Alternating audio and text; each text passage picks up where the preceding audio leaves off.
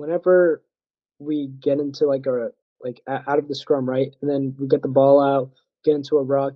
Like sometimes I'm not sure where to go because the other forwards will get in pods and stuff, and then I'm just kind of like hanging out on the side of the field, like by the wing and stuff, pretty far back though. Yeah. Okay. So you just don't know where to position yourself. Yeah. Okay. What attacking shape are you guys running? Have you heard No. of 1-3-3-1? Yeah. I think that's it. Yeah. Have you guys nominated exactly who is in those pods versus No. who's on the edge? That's something that needs clarified. And you're going to be a loose forward, which means you're going to be hanging out in the 15-meter channel. So this right here is our 1-3-3-1 shape. We have a pod here, pod of 3 with a back, pod of 3 with a back, and then we have our loose forward and our second loose forward. And from here, we're going to have our 2 backs. We're going to fold around the corner and be ready for a third phase, attacking that 15-meter channel. This is where you're at. We're going to say this is you as that loose forward.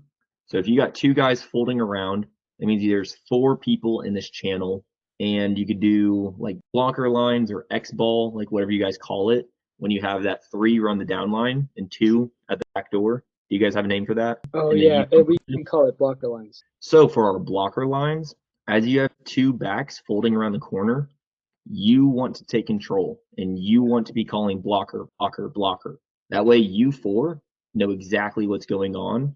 You're going to be the one running the down line 10 out of 10 times.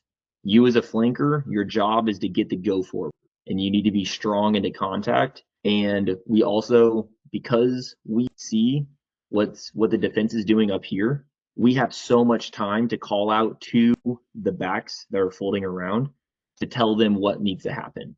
You can just call that blocker, you can just hit that line, and worst case scenario is you run through and they don't hit you, they end up going the back door.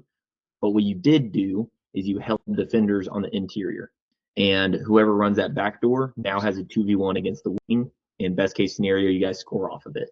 And even though in this hypothetical scenario you never touched the ball, we scored because of you, because you made the call, you called the play, you ran your down line, and even though they didn't hit you, you still held defenders.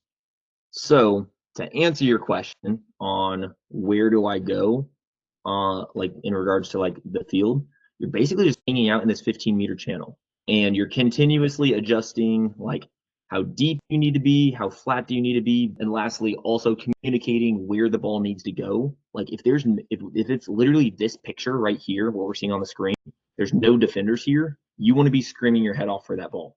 Yeah, just clarify that with your coach, because if he wants you in a pod, like maybe like you're a really strong runner and he wants you in the pod, or if you have a really good like catch pass, maybe it's better to keep you on the edge so that like maybe you catch the ball, you draw that wing in, and you can pitch it off to your wing and put him through.